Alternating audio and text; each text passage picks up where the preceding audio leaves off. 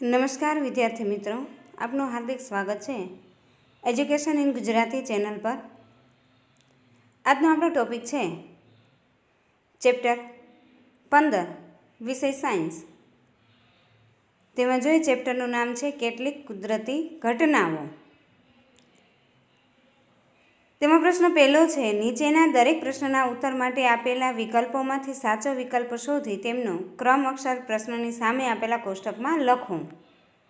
તેમાં પ્રશ્ન પહેલો છે, નીચેનામાંથી કયું સરળતાથી ઘર્ષણ દ્વારા વીજભારિત થતું નથી? તેમાં આવશે બી, તાંબાનો સળિયો।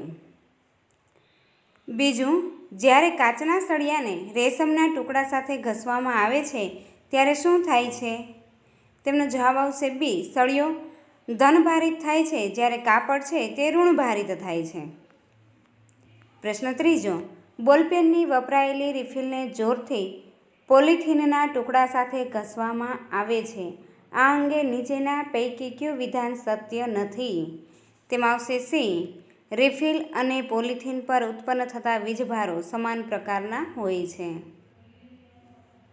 ચોથો પ્રશ્ન, કાચના સળિયાને રેશમના કાપડ સાથે ઘસવાથી કાચના સળિયા પર કયો વીજભાર ઉત્પન્ન થાય છે? જવાબ આવશે એ, ધન। પ્રશ્ન પાંચમો, ગાજવીજ સાથેના તોફાન વખતે બહાર હોઈએ ત્યારે આપણે શું કરવું જોઈએ? જવાબ આવશે બી, નીચા વૃક્ષો નીચે આશ્રય લેવો જોઈએ। છઠ્ઠો પ્રશ્ન, ઊંચી ઇમારતોને વીજળીની અસરથી બચાવવા શું વ્યવસ્થા કરવામાં આવે છે? તેમનો જવાબ આવશે બી, ઇમારત પર વીજળીના વાહક લગાડવામાં આવે છે। સાતમું, નીચેના પૈકી કઈ કુદરતી ઘટનાનું પૂર્વાનુમાન શક્ય નથી? જવાબ આવશે ડી, ભૂકંપ। આઠમું, 4 તીવ્રતાવાળા ભૂકંપ કરતાં 6 તીવ્રતાવાળો ભૂકંપ કેટલા ગણો વિનાશક શક્તિ ધરાવે છે? જવાબ આવશે ડી, 1000 ગણી। પ્રશ્ન બીજો, નીચેના પ્રશ્નોના માત્ર ઉત્તર લખો। તેમાં પહેલું છે, વીજભારિત કાચના સળિયાને પોલિથીન સાથે ઘસેલી પ્લાસ્ટિકની સ્ટ્રો નજીક લાવવામાં આવે ત્યારે શું થાય? તેમનો જવાબ છે આકર્ષણ। બીજું, કાચના સળિયાને કોની સાથે ઘસવાથી કાચના સળિયામાં ધન વીજભાર મળે છે? તેમનો જવાબ આવશે રેશમ। ત્રીજું, વીજભારિત પદાર્થમાંથી વીજભારના પૃથ્વીમાં વહનની ક્રિયાને શું કહે છે? તેમાં જવાબ આવશે અર્થિંગ। ચોથું, કાચના સળિયાને રેશમના કાપડ સાથે ઘસવાથી તે વીજભાર મેળવે છે। આ સ્થિતિમાં કાચના સળિયાને કેવો પદાર્થ કહેવાય? તેમાં આવશે વીજભારિત પદાર્થ। પાંચમું, વીજભારિત પ્લાસ્ટિકની સ્ટ્રોનો વીજભાર કયા પ્રકારનો છે? જવાબ આવશે ઋણ। છઠ્ઠું, બે પદાર્થોને ઘસવાથી તેમનામાં ઉત્પન્ન થતા વીજભારને કેવો વીજભાર કહે છે? જવાબ આવશે સ્થિર વીજભાર। સાતમો પ્રશ્ન, વીજભારિત વસ્તુ પરથી શાની મારફતે બીજા પદાર્થ સુધી વીજભારનું વહન કરી શકાય છે? જવાબમાં આવશે વિદ્યુત વાહક મારફતે। આઠમો, ભૂકંપના કેન્દ્રને શું કહે છે? તેમનો જવાબ આવશે એપિસેન્ટર। નવમું, ભુજ અને કાશ્મીરમાં આવેલા વિનાશક ભૂકંપની તીવ્રતા કેટલી હતી? તેમનો જવાબ આવશે 7.5 કરતાં વધુ તીવ્રતા। 10મું, પૃથ્વીમાં થતી ધ્રુજારીના તરંગોને માપવા કયું સાધન વપરાય છે? તેમનો જવાબ આવશે સિસ્મોગ્રાફ। હવે આપણે જોઈએ પ્રશ્ન ત્રીજો, નીચેના પ્રશ્નોના એક વાક્યમાં ઉત્તર લખો। તેમાં પ્રશ્ન પહેલો છે, ભારતમાં ભૂકંપની સૌથી વધુ શક્યતા હોય તેવા 3 રાજ્યોના નામ આપો। તેમનો જવાબ છે, ભારતમાં ભૂકંપની સૌથી વધુ શક્યતા હોય તેવા 3 રાજ્યો કાશ્મીર, ગુજરાત અને રાજસ્થાન છે। બીજો, વીજભારના પ્રકાર કેટલા છે અને ક્યાં ક્યાં? તેમનો જવાબ છે, વીજભારના 2 પ્રકાર છે, પહેલું ધન વીજભાર અને બીજું ઋણ વીજભાર। ત્રીજો પ્રશ્ન, પ્રાચીન સમયમાં લોકો વીજળીથી કેમ ડરતા હતા? તેમનો જવાબ છે, પ્રાચીન સમયમાં લોકો માનતા હતા કે વીજળી એ ઈશ્વરનો કોપ છે, તેથી તેઓ વીજળીથી બચતા હતા અથવા ડરતા હતા. ચોથું, પ્લાસ્ટિકની ફૂટપટ્ટીને કોરા વાળ સાથે ઘસવાથી તે કાગળના ટુકડાને શા કારણે આકર્ષે છે? તેમનો જવાબ છે પ્લાસ્ટિકની ફૂટપટ્ટીને કોરા વાળ સાથે ઘસવાથી તેમાં ઉત્પન્ન થતા વીજભારને કારણે તે કાગળના ટુકડાને આકર્ષે છે. પ્રશ્ન 5મો, વીજભારિત પદાર્થ એટલે શું? તેમનો જવાબ છે વીજભાર મેળવેલ પદાર્થને વીજભારિત પદાર્થ કહે છે. છઠ્ઠું, ઇલેક્ટ્રોસ્કોપનો ઉપયોગ શો છે? તેમનો જવાબ છે ઇલેક્ટ્રોસ્કોપનો ઉપયોગ પદાર્થ પર વીજભાર છે કે નહીં તે જાણવા માટે થાય છે.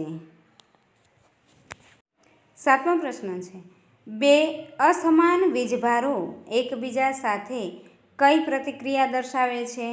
તેમનો જવાબ છે બે અસમાન વીજભારો હોય તો તેમની વચ્ચે આકર્ષણ થાય છે. 8મો પ્રશ્ન, બે ચોક્કસ પદાર્થોને ઘસવાથી ઉત્પન્ન થતા વીજભારને સ્થિર વીજભાર શા માટે કહે છે? તેમનો જવાબ છે કે બે ચોક્કસ પદાર્થોને ઘસવાથી ઉત્પન્ન થતો વીજભાર વહન પામતો નથી પણ સ્થિર હોય છે, તેથી તેને સ્થિર વીજભાર કે સ્થિર વિદ્યુત કહે છે. 9મો પ્રશ્ન છે, અર્થિંગ એટલે શું? તેમનો જવાબ છે વીજભારિત પદાર્થ પરથી વીજવાહક દ્વારા પૃથ્વીમાં વીજભારના વહનની ક્રિયાને અર્થિંગ કહે છે. પ્રશ્ન 10મો, ભૂકંપ કોને કહે છે? તેમનો જવાબ છે કે પૃથ્વીનું અચાનક હલવું કે ધ્રુજવું તેને ભૂકંપ કહે છે. 11મો પ્રશ્ન, ભૂકંપની તીવ્રતા શામાં મપાય છે? તેમનો જવાબ છે ભૂકંપની તીવ્રતાનું માપ સિસ્મોગ્રાફમાં મપાય છે. 12મો પ્રશ્ન, ભૂકંપ થવાનું કારણ શું છે? તેમનો જવાબ છે ભૂકંપ થવાનું મુખ્ય કારણ પૃથ્વીની પ્લેટોનું હલનચલન છે. 13મો પ્રશ્ન, સિસ્મિક કે ફોલ્ડ ઝોન કોને કહે છે?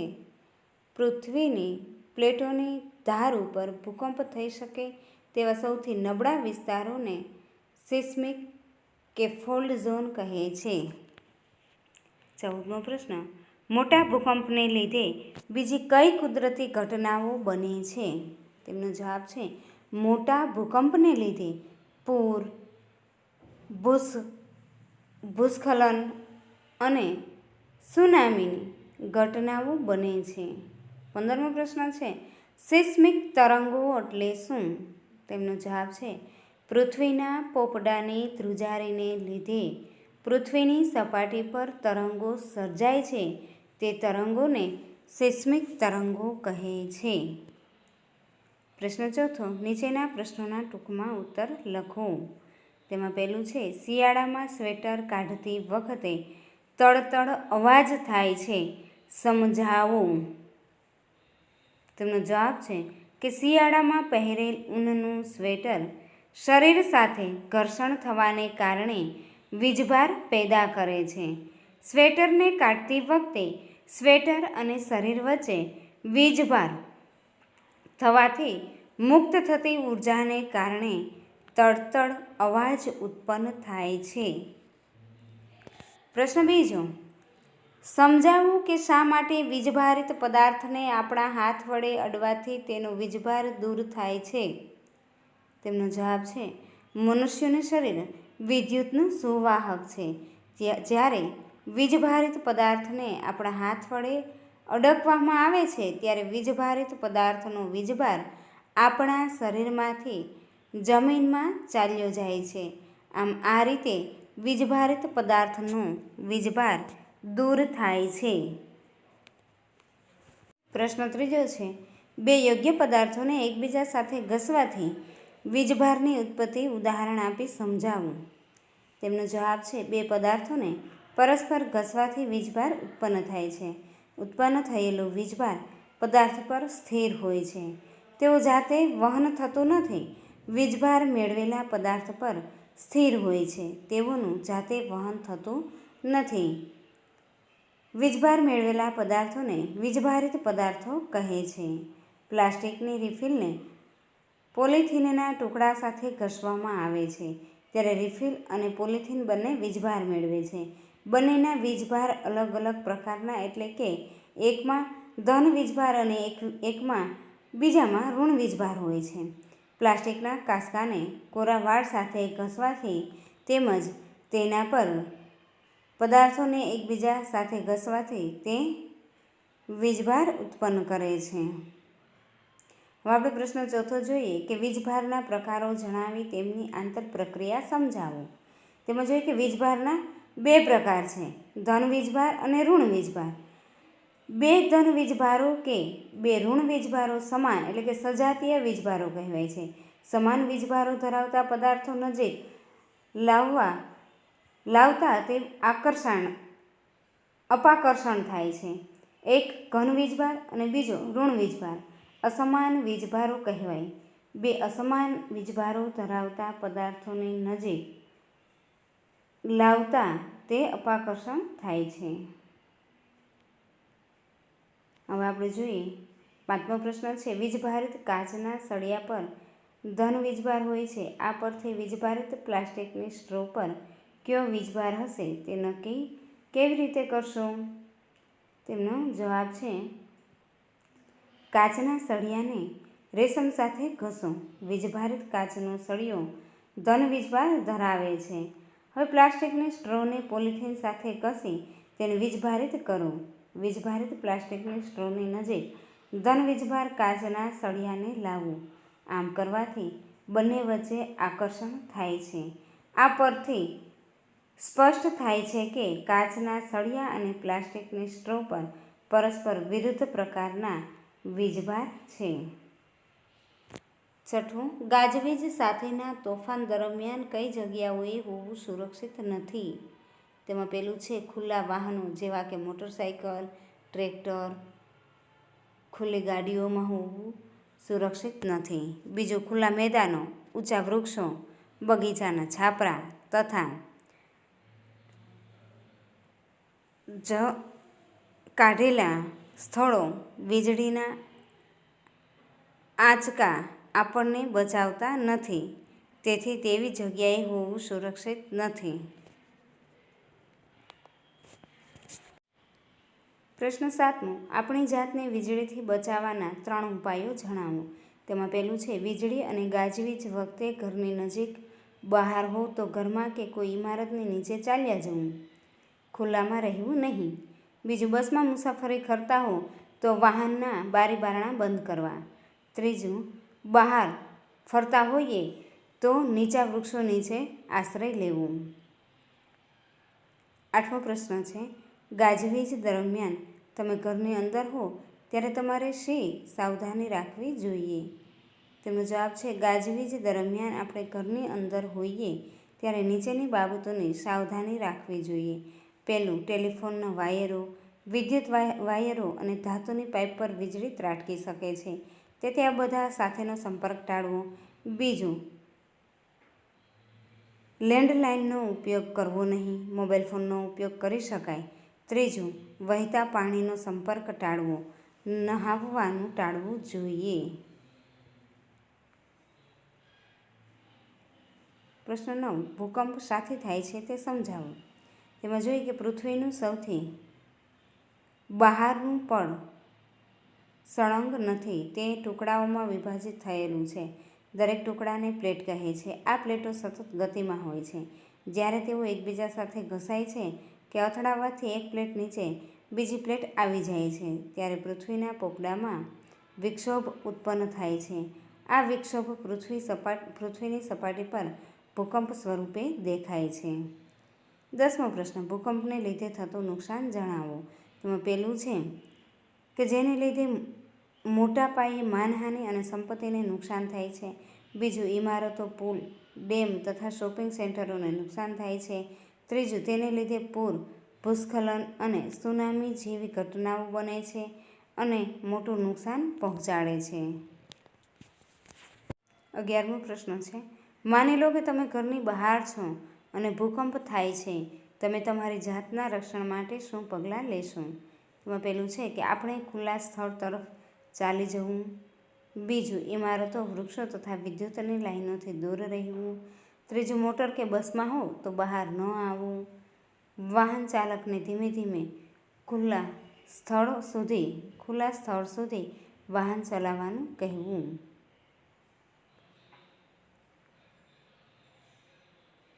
પ્રશ્ન 5મો, વૈજ્ઞાનિક કારણ આપી સમજાવો. ઊંચી ઇમારત પર વીજળીનો વાહક એટલે કે વિદ્યુત રક્ષક રાખવામાં આવે છે. તેમાં પહેલું છે કે ઊંચી ઇમારત પર વીજળી ત્રાટકવાનો ભય રહેલો છે. બીજું, ઊંચી ઇમારત પર રાખેલો વીજળીનો વાહક વિદ્યુત સુવાહક હોય છે. ત્રીજું, વીજળીના વાહકોનો એક અણીદાર છેડો ઊંચી ઇમારત કરતાં સહેજ ઊંચે રાખેલો હોય છે અને તેનો બીજો છેડો જમીનમાં ઊંડે દાટેલો હોય છે. ચોથું, ઊંચી ઇમારત પર વીજળી પડે તો તે અણીદાર છેડા દ્વારા બધા વીજભાર જમીનમાં વહન પામે છે. આથી ઇમારતને થતું નુકસાન અટકે છે. તેથી ઊંચી ઇમારત પર વીજળીનો વાહક રાખવામાં આવે છે. પ્રશ્ન 6, નીચેના વિધાનોમાંથી ખરા વિધાન સામે ખરાની અને ખોટા વિધાન સામે ખોટાની નિશાની કરો. તેમાં પહેલું છે કે સમાન વીજભાર એકબીજાને આકર્ષે છે. આ વિધાન ખોટું છે. બીજું, કાચનો વીજભારિત સળિયો પ્લાસ્ટિકની વીજભારિત સ્ટ્રોને આકર્ષે છે. આ વિધાન સાચું છે. ત્રીજું વિધાન, વીજળીનું વાહક ઇમારતને વીજળીથી બચાવી શકતું નથી. આ વિધાન ખોટું છે. ચોથું, ભૂકંપનું પૂર્વાનુમાન કરી શકાય છે. આ વિધાન ખોટું છે. 5મું, ગ્રીક લોકો ઈસવીસન પૂર્વે 600થી જાણતા હતા કે જ્યારે અંબરને ફર સાથે ઘસવામાં આવે છે ત્યારે તે વાળ જેવા હલકા પદાર્થોને આકર્ષે છે. આ વિધાન સાચું છે. 6ઠું, પ્લાસ્ટિકના કાંસકાને કોરા વાળ સાથે ઘસવામાં આવે ત્યારે કાંસકો વીજભાર મેળવે છે પરંતુ વાળ વીજભાર મેળવતા નથી. આ વિધાન ખોટું છે. 7મું, વીજભારિત ફુગ્ગાથી વીજભારિત ફુગ્ગો આકર્ષિત થાય છે. આ વિધાન ખોટું છે. 8મું, કાચના સળિયાને રેશમ સાથે ઘસવાથી કાચનો સળિયો ધન વીજભાર મેળવે છે. આ વિધાન સાચું છે. 9મું, ઘસવાથી ઉત્પન્ન થતા વીજભાર સ્થિર હોય છે. તેઓનું જાતે વહન થતું નથી. આ વિધાન સાચું છે. 10મું, ઇલેક્ટ્રોસ્કોપ વીજભાર ઉત્પન્ન કરવાનું સાધન છે. આ વિધાન ખોટું છે. 11મું, ગાજવીજ સાથેના તોફાન દરમિયાન છત્રી ઓઢવી સલાહભર્યું છે. આ વિધાન સાચું છે. 7મો પ્રશ્ન, ખાલી જગ્યા પૂરો. તેમાં પહેલું છે, ખાલી જગ્યા નામના અમેરિકન વૈજ્ઞાનિકે દર્શાવ્યું છે કે વીજળી અને પોલિએસ્ટર કપડાં ઉતારતી વખતે થતા તણખા સમાન ઘટનાઓ છે. તેમાં આવશે બેન્જામિન. બીજું, સમાન વીજભાર વચ્ચે ખાલી જગ્યા થાય છે. તેમાં આવશે અપાકર્ષણ. ત્રીજું, ઘન વીજભાર અને ઋણ વીજભાર વચ્ચે ખાલી જગ્યા થાય છે. તેમાં આવશે આકર્ષણ. ચોથું, પ્લાસ્ટિકના કાંસકાને કોરા વાળ સાથે ઘસવાથી ઉત્પન્ન થતા વીજભારનું જાતે વહન થતું ન હોવાથી તેને ખાલી જગ્યા વીજભાર કહે છે. તેમાં આવશે સ્થિર. 5મું, જ્યારે વીજભારનું વહન થાય છે ત્યારે તે ખાલી જગ્યા બને છે. તેમાં આવશે વિદ્યુત પ્રવાહ. 6ઠું, જે તે પદાર્થ વીજભારિત છે કે નહીં તે જાણવા ખાલી જગ્યાનો ઉપયોગ થાય છે. તેમાં આવશે ઇલેક્ટ્રોસ્કોપ. 7મું, જુદા જુદા વાદળો વચ્ચે તથા વાદળ અને પૃથ્વી વચ્ચે થતા વીજભારના વિસર્જનને લીધે ખાલી જગ્યા ઉત્પન્ન થાય છે. તેમાં આવશે વીજળી. 8મું, ઊંચી ઇમારતોને વીજળી પડવાની ઘટનાથી બચાવવા ઇમારતો પર ખાલી જગ્યા મૂકવામાં આવે છે. તેમાં આવે છે વીજળી વાહકો. 8મો પ્રશ્ન, જોડકા જોડો. ઉત્તરના ખાનામાં વિભાગ બીનો ક્રમ અક્ષર લખો. તેમાં વિભાગ એ અને વિભાગ બી. તેમાં પહેલું છે ઇલેક્ટ્રોસ્કોપ. તેમાં આવશે જવાબ સી, વીજભારિત પદાર્થની ચકાસણી. બીજું સિસ્મોગ્રાફ. તેમાં આવશે ઈ, ભૂકંપની જાણકારી. ત્રીજું વીજળી. તેમાં આવશે એ, વિદ્યુત ભાર વિભારણ. ચોથું રિક્ટર સ્કેલ. તેમાં આવશે બી, ભૂકંપની તીવ્રતાનું એકમ. પ્રશ્ન 9મો છે, નીચેના પ્રશ્નોના મુદ્દાસર ઉત્તર લખો. તેમાં પહેલું છે કે ચોમાસામાં આકાશમાં વીજળી કેવી રીતે ઉત્પન્ન થાય છે તે સમજાવો. જો આકૃતિ આપેલી છે વીજળીની ઉત્પત્તિ ગાજવીજ સાથે તોફાન થતાં હવાના પ્રવાહો ઉપર જાય છે, જ્યારે પાણીના ટીપાં નીચે પડે છે. આ ઝડપી હિલચાલથી વીજભારનું વિભાજન થાય છે. વાદળોની ઉપરની ધાર તરફ ધન વીજભાર અને નીચેની ધાર તરફ ઋણ વીજભાર જમા થાય છે. જમીન સાથે પણ ધન વીજભાર જમા થયેલો હોય છે. જ્યારે આ જમા થયેલા વીજભારનું મૂલ્ય ખૂબ જ વધી જાય છે, ત્યારે હવા, જે સામાન્ય રીતે વિદ્યુતની મંદવાહક છે, તે તેના પ્રવાહને રોકી શકતી નથી.